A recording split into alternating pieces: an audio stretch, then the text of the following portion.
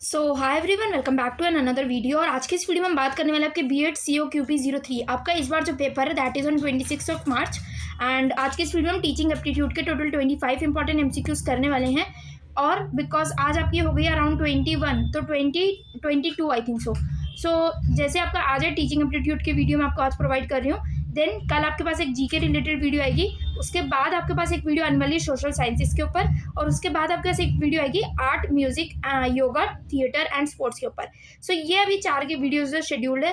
कल मैंने आपको साइंस एंड एनवायरनमेंट की वीडियो ऑलरेडी प्रोवाइड कर दी है, सो वो वीडियो ज़रूर देख लेना। वो बीएड सीओ क्यूपी 03 वाले बच्चों के लिए भी है और सीओ क्यूपी 06 वाले बच्चों के लिए भी है। तो चलिए करते हैं आज की वीडियो को शुरू बिना किसी देरी के। आज की वीडियो में हम टीचिंग एप्टीट्यूड के 5 एमसीक्यूज करने वाले हैं। एंड सबसे पहले क्वेश्चन हमारे पास आ गया है, which of the following is an essential characteristic of a reflective practitioner in the teaching. So कौन सी एसेंशियल कैरेक्टरिस्टिक्स है रिफ्लेक्टिव प्रैक्टिशनर की एक टीचिंग में। सो 4 ऑप्शन है, आप गेस कर सकते हो आपका कौन सा आंसर होगा वीडियो को पॉज करके। और इसका जो करेक्ट आंसर होने वाला है that will be your answer B, that is जो कंटिन्यूसली इवेल्युएट करना एंड इंप्रूव करना टीचिंग प्रैक्टिसेस को। Question number 2 we have is, according to Vygotsky जो जोन है of proximal development refers to. अगर आपने मेरी प्रीवियस बीएड सीओ क्यूपी 03 की वीडियो देखी हो तो उसमें मैंने क्वेश्चन करवाया हुआ है सेम टू सेम। जो जोन होता है ऑफ प्रॉक्सिमल डेवलपमेंट उसको हम क्या रेफर करते हैं, and that will be on the range of tasks a child can perform with assistance. Next question we have is question number 3, which of the following is an example of metacognitive learning. So कौन सा एक example है metacognitive learning का। 4 option है आपके पास, memorising facts for a test, reflect करना on one's own thinking process while solving a problem, listen करना to a lecture without taking notes, या फिर प्रैक्टिस करना स्किल्स विदाउट इवेल्युएटिंग परफॉर्मेंस। तो क्या हो जाएगा आपका correct answer, that will B और रिफ्लेक्ट करना on one's own thinking process while solving a problem. Question number next we have is 4th one, that is what does constructivist teaching emphasise. Also try करना है उनको सबको खुद attempt करने का, and do let me know in the comments कि आपके total कितने मार्क्स बन रहे हैं out of 25 in the teaching aptitude. So what does the constructivist teaching emphasise. तो जो कंस्ट्रक्टिविस्ट टीचर होते हैं, जो टीचिंग होता है उसमें क्या एम्फेसाइज किया जाता है, एंड दैट इज स्टूडेंट्स जो है एक्टिव रोल प्ले करें in constructing the knowledge. Next we have is जो टर्म होता है स्कैफोल्डिंग, इसको मे बी हम कुछ और भी प्रोनाउंस कर सकते हैं इन एजुकेशन। ये रेफर करते हैं किस चीज़ को majorly, and that will 4 option आपके करेक्ट आंसर आप सोच सकते हो, and that will be your to the teachers, that is teachers providing support to help students achieve higher levels of understanding. Next we have is scaffolding की full form पूरी याद रखना। Scaffolding जो refer करता है हमारे सपोर्ट को, like to the support teachers provide to help students learn more effectively, which is gradually removed as a students gain competence in the subject. Question number 6 we have is, which of the following is a key feature of an inquiry based learning approach। सो कौन सा जो एक की feature है inquiry based learning approach का। 4 options है और इसका जो करेक्ट आंसर हो जाएगा that will be your B part. Students जो एक्सप्लोर करते हैं problems through questioning and research. Question number 7 we have, in Bloom's taxonomy, ये तो क्वेश्चन बहुत इंपॉर्टेंट है आपके लिए, which cognitive level involves using knowledge in new and different situation, that is application, knowledge, analysis या फिर इवेल्युएशन, एंड दैट इज कि new and different situation में। सो आप क्या करोगे, that will be your application.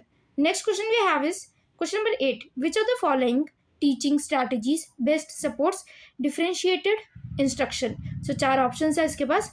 So one size fits all, या फिर grouping students by their ability levels, teaching the same content in exactly the same way for all students, या फिर focus on only on students weaknesses. And the correct answer is grouping students by their ability level, and ताकि आप उसी पे focus कर सको as a group.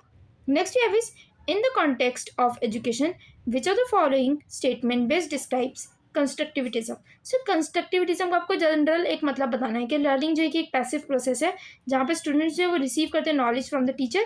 Knowledge जो है कंस्ट्रक्टेड है through interaction with the environment and peers.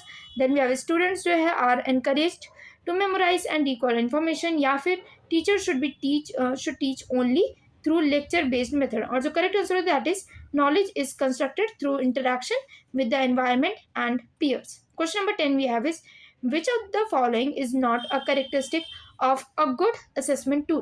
so कौन सा हो जाएगा इसका correct answer, that will be it should be complex to ensure it tests high level thinking। question number 11 we have is, now I hope you guys are ready for question number 11, that is what is the primary advantage of using a formative assessment?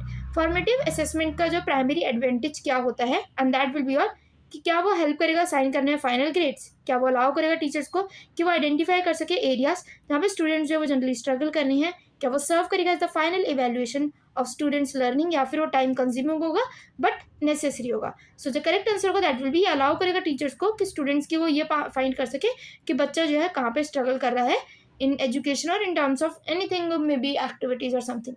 Question number 12 we have is, which of the following is the primary focus of behaviorism in education? So इनमें से जो है कौन सा जो primary focus है of behaviourism education में? सो चार ऑप्शन है और इसका जो करेक्ट आंसर है that will be your observable behaviour and external स्टिमुलर. Question number 11 we have 13 we have is now, which of the following is an example of teachers formative feedback to a student? चार option है आपके पास, and also आपको लग रहा होगा speed में थोड़ा session, that is only because ताकि आपको कम से कम टाइम में ज़्यादा से ज़्यादा नॉलेज मिल सके. एंड बीएड की मैं एक प्लेलिस्ट स्पेसिफिक फॉर COQP 03 वाले बच्चों के लिए वो मैं अब डाल दूंगी डिस्क्रिप्शन में, तो वो आप ज़रूर चेकआउट कर लेना before going for your exam. उस प्लेलिस्ट को पूरी अच्छे से देख लेना. आज तक जितनी भी मैंने वीडियोस बनाई होंगी COQP 03 पे इंपॉर्टेंट MCQs की, वो आपको उसमें मिलने वाली है. सो कौन सा आंसर हो जाएगा क्वेश्चन नंबर 13 का कि which of the following is an example of teachers formative feedback to a student, and that will be your a comment on a draft essay suggesting improvements, ताकि बच्चों को एक उनका फीडबैक मिल सके. That is more important than rather than just a report card at the end of the semester या फिर final project evaluation. Then we have is question number 14 now. Which of the following best represents the term self regulated learning? self regulated learning का mainly आपको definition बतानी है. जो students जो वो depend करते हैं solely on the teacher for all learning materials, या फिर स्टूडेंट्स जो मॉनिटर करते हैं कंट्रोल करते हैं अपनी लर्निंग को through goal setting and reflection, या फिर टीचर्स जो है वो डिक्टेट करते हैं all the learning goals and steps to be followed by students, या फिर स्टूडेंट्स जो वो कंप्लीट करते हैं असाइनमेंट्स विदाउट एनी गाइडेंस और evaluation. So self regulated learning क्या हो गया? दैट विल बी स्टूडेंट्स जो मॉनिटर करते हैं एंड कंट्रोल करते हैं अपनी लर्निंग प्रोसेस को through goal setting and reflection. Next we have is, ये इंपॉर्टेंट क्वेश्चन आपके लिए, in the context of adult learning what does the term andragogy भी से बोल सकते हैं refers to?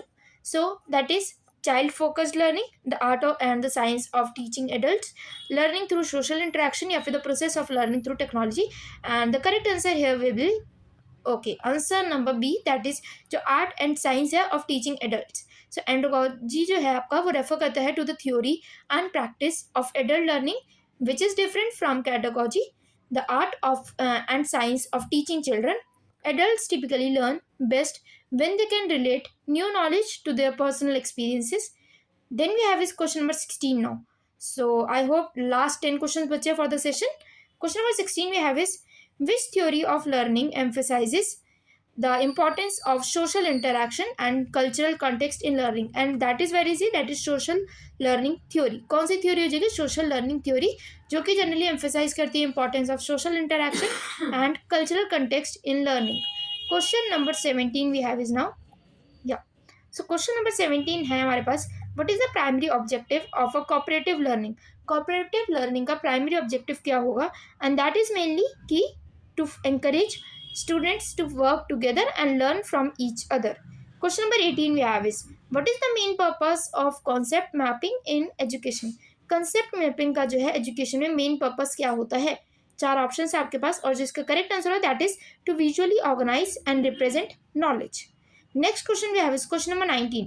In an effective classroom environment which of the following, ये type of आपका कह सकते हैं एज इन क्या बोल सकते हो उसे हम, मतलब नॉलेज बेस्ड भी है और थोड़ा बहुत रियल लाइफ एक्सपीरियंस टाइप का क्वेश्चन हमसे पूछा गया है कि एक इफेक्टिव क्लासरूम एनवायरनमेंट में which of the following is most likely to let increase student engagement, कि बच्चों का जो ध्यान है वो और ज़्यादा बढ़ सके एजुकेशन में, अपनी पढ़ाई में. दैट इज़ कि वो कौन सा ऐसा लाइक मतलब इंक्रीज करेगा, कौन सा ऐसा मेथड है. सो चार ऑप्शन है, स्ट्रिक्ट डिसिप्लिन, या फिर टीचर सेंटर्ड अप्रोच, या फिर active student involvement in decision making and problem solving, solely using the text based learning. तो सबका ही करेक्ट आंसर होना चाहिए, that is C part. Next we have is question number 20 we have, which of the following best defines the term differentiated instruction. So differentiated instruction का majorly मतलब क्या होता है? दैट इज टेलर करना instructions to meet the diverse needs of students. Question number 21 we have now. Question number 21. According to Gardner's theory of multiple intelligences, which of the following types of intelligence refers to the ability to understand and interact effectively with others? चार options आपके पास. Logistic linguistic intelligence, logical mathematical intelligence, interpersonal intelligence या फिर intrapersonal intelligence. सो जो correct answer हो जाएगा that will be your interpersonal intelligence. ये जो है एबिलिटी होती है कि हम अंडरस्टैंड कर सकें और इंटरैक्ट कर सकते हैं with others, an important aspect of social learning and effective team work. Question number 22 we have now. What is autonomous learning? Autonomous learning का मतलब क्या होता है? इसका आंसर आपको पता होना चाहिए बहुत ही अच्छे से, बिकॉज इंपॉर्टेंट क्वेश्चन भी है और बहुत सारे आपको प्रीवियस क्वेश्चन में भी मिल जाएगा. सो लर्निंग जो है वो अक्कर करती है without any teaching involvement. Learning जो है वो हाईली स्ट्रक्चर्ड है क्लासरूम सेटिंग में. Ability to of learners to take control of their own learning process, या फिर लर्निंग होती है through passive learning to lectures. So correct answer है ability of learner to take control of their own learning process. Teaching aptitude में तो आपके generally marks deduct नहीं होने चाहिए, क्योंकि काफ़ी इजी लेवल ऑफ पेपर होता है इसमें. इजी भी नहीं तो काफ़ी ऐसा में होता है जो कि प्रैक्टिकल बेस्ड होता है पेपर आपका काफ़ी. तो आप उसमें खुद भी दिमाग लगा के आपको जो लगता है कि हाँ ये करेक्ट होगा, आप उसको हिसाब से दे सकते हो. Question number 23 we have is in the context of teaching cognitive load refers to. Cognitive load जो है वो किस चीज़ को रेफर करता है? चार ऑप्शन है और इसका जो करेक्ट आंसर हो जाएगा that will be yours B part, जो मेंटल एफर्ट है जो कि रिक्वायर्ड होता है to process information. Question number 24 we have is, और इसका आंसर आप खुद ही कमेंट से बताने वाले हो. Question number 24. Which of the following is an essential feature of peer learning? Peer learning का कौन से एक एसेंशियल फीचर है? आंसर आपको डायरेक्टली कमेंट से बताना है. क्वेश्चन नंबर 25 पे मूव कर रहे हैं हम डायरेक्टली.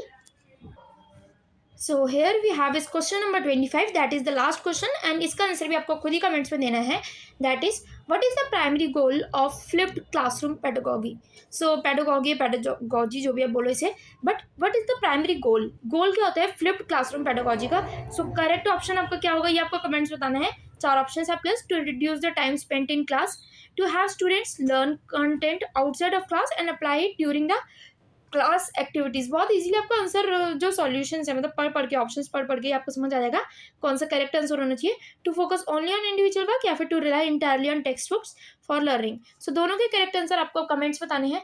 वीडियो इन्फॉर्मेटिव और हेल्पफुल लगी तो वीडियो को लाइक कर देना, चैनल को कर लेना सब्सक्राइब, एंड कोई भी क्वेरी होती है तो आप कमेंट्स में पूछ सकते हैं. Till then all the best for exams. And BEd की जो प्लेलिस्ट है मैंने एक वो आपको प्रोवाइड कर दी डिस्क्रिप्शन में, वो ज़रूर चेकआउट कर लेना. उसके अलावा आगे आने वाली 3 वीडियोस और हैं जो कि उनको भी ज़रूर चेक कर लेना. And all the best for your exam. And कल वाली एनवायरमेंटल साइंस की, मतलब साइंस एंड एनवायरमेंट की वीडियो भी देख लेना. Thanks for watching. Bye bye.